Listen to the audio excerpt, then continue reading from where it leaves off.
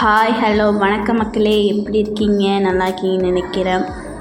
Africa பற்றி இன்ட்ரெஸ்டிங்கான video தெரிஞ்சுக்கணும்னா ஆஃப்ரிக்கா லைஃப் ஸ்டைல் சேனலை லைக் பண்ணுங்கள், ஷேர் பண்ணுங்கள், கமெண்ட் பண்ணுங்கள், மறக்காமல் சப்ஸ்கிரைப் பண்ணிக்கோங்க. வாங்க வீடியோக்குள்ளே போகலாம். இன்றைக்கி என்ன விலாகுனா பார்த்தாலே கண்டுபிடிச்சிருப்பீங்க என்னடா கறியோடு நிற்கிறான்ட்டு. இன்றைக்கி என்ன விலாகுன்ட்டா நாட்டுக்கோழி குழம்பு தான். வாங்க எப்படி பண்ணலான்னு பார்க்கலாமா. நானும் எங்கள் வீட்டில் வேலை செய்கிறாங்கள மேடு 2 பேர் தான் ஷேர் பண்ணிகிட்ருக்கோம். அவங்க பேர் ராஸ்லின், நான் ராஸ்லின் தான் கூப்பிடுவேன் அவங்கள. ஃபஸ்ட்டு வாஷ் பண்ணாங்க. எனக்கு அவங்க வாஷ் பண்ணது கொஞ்சம் பிடிக்கல, கொஞ்சம் இதாக பண்ணல. அப்புறம் திரும்பி நானே வாஷ் பண்ணி அது மஞ்சத்தூள் அப்ளை பண்ணி வச்சுருக்கேன். பார்த்தாலே தெரியும் நாட்டுக்கோழியில் முட்டை இருக்குது. 2-3 முட்டை இருந்துச்சு நாட்டுக்கோழியில் வெட்டுறப்ப. நானும் ராசியில் தான் போய்ட்டு சிக்கன் வாங்கிட்டு வந்தோம். நாட்டுக்கோழி சிக்கன் இது. வாங்க அவங்க மசாலா ரெடி பண்ணிகிட்ருக்காங்க எப்படின்னு பார்த்துடலாம். ஃபஸ்ட்டு ஒரு பேன் வச்சு ஒரு ஆயில் ஊற்றிட்டு சீரகம், சோம்பு ரெண்டுமே ஆட் பண்ணிக்கிறாங்க. அப்புறம் ஸ்பைசஸ் இருக்குல்ல, இந்த கறிப்பட்டை, அந்த கடல் பாசியாக இருக்கும்ல, அது 2-3 போட்டுக்கிட்டாங்க. இங்கே தேங்காய் துருவுறது இல்லை, நாங்கள் நல்லா கட் பண்ணிக்கிட்டோம்.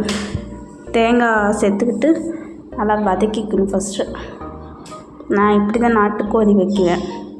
அவங்கள்ட்ட வீடியோ காட்டினேன், அந்தமாரி அவங்க பண்ணுவாங்க. நெக்ஸ்ட்டு ஆனியனும் டொமேட்டோவும் போட்டிருக்காங்க. போட்டு நல்லா வதக்கிட்டு குழம்பு ரெடி பண்ணுறதுக்கு அடிக்கனமான ஒரு பாத்திரம்.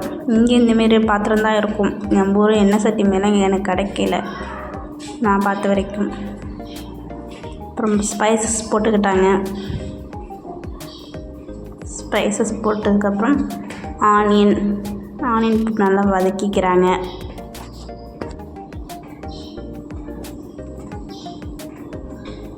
இங்கே வரைக்கும் சிக்கன் குழம்பு வச்சது இல்லையா, நான் வீடியோ காட்டேன் இவங்கள்ட்ட. அதே போலே பண்ணிவிடுவாங்க.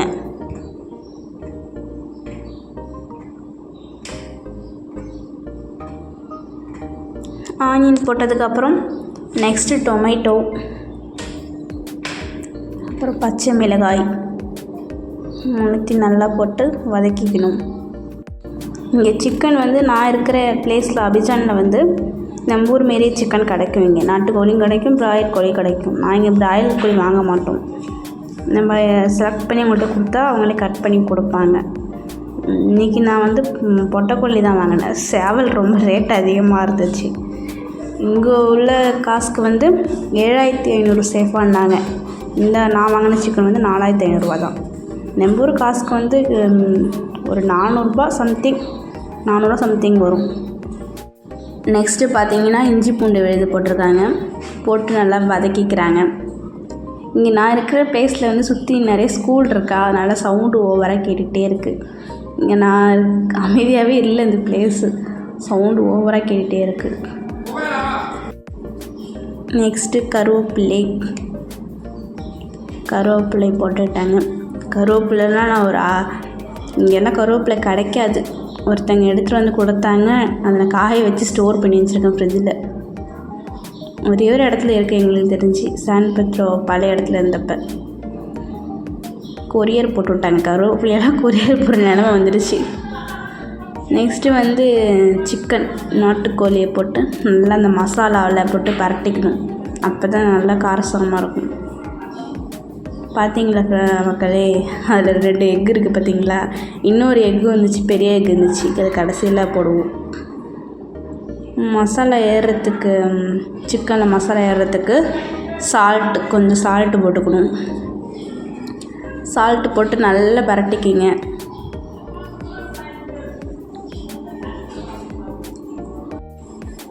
நாட்டுக்கோழி ஃபஸ்ட்டு எல்லோரும் குக்கரில் விசில் விட்டு ஒரு 5 விசில் விட்டு தான் வேக வச்சு தான் இது பண்ணுவாங்க. நாங்கள் அது பெரிய பண்ணல, டேரெக்டாகவே இது பண்ணிட்டோம்.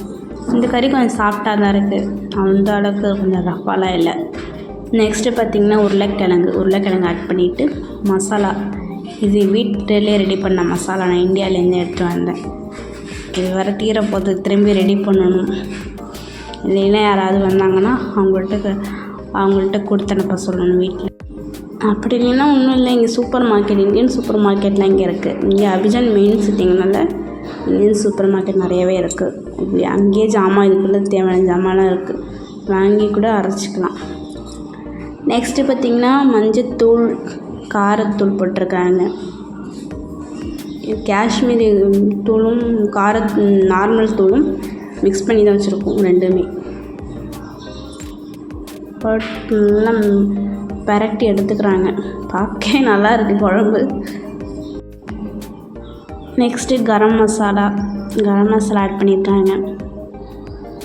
ஆட் பண்ணி கொஞ்சம் பரட்டிட்டு தேவையான அளவுக்கு தண்ணி. இங்கே தண்ணிக்கு ஃப்ரெண்ட்ஸில் வந்து லோன்னு சொல்லுவாங்க. பக்கத்துலேயே பார்த்திங்கன்னா கிரேவி ரெடி ஆகிட்டுருக்கு. சேம் தான், ஒரே மாடலில் தான் வைக்குவோம் நாங்கள். என்ன கிரேவிக்கு மட்டும் கடலப்பருப்பு ஆட் பண்ணுவோம், குழம்புல கடலப்பருப்பு ஆட் பண்ண மாட்டோம். குழம்பு கொஞ்சம் தண்ணியாக இருக்கும், கிரேவி கொஞ்சம் கெட்டியாக. நெக்ஸ்ட்டு இந்த மசாலா ரெடி பண்ணோம்ல, ஃபஸ்ட்டு இந்த மசாலா ஆட் பண்ணிக்கிறாங்க. தேங்காய் விழுது ரெண்டுத்துலேயுமே கொஞ்சம் தான் போட்டோம், கிரேவிலையும் குழம்புலையும். குழம்பு நல்லா கொதிச்சதுக்கு அப்புறம் தான் போடணும், ஆரம்பத்திலே போட்டக்கூடாது. நல்லா கமன் இருக்குது குழம்பு. பக்கத்தில் கிரேவியும் ரெடி ஆகிடுச்சி. பக்கத்தில் ரைஸ் வச்சுருக்காங்க. இது 4 அடுப்பு ஸ்டவ், 4 அடுப்பு.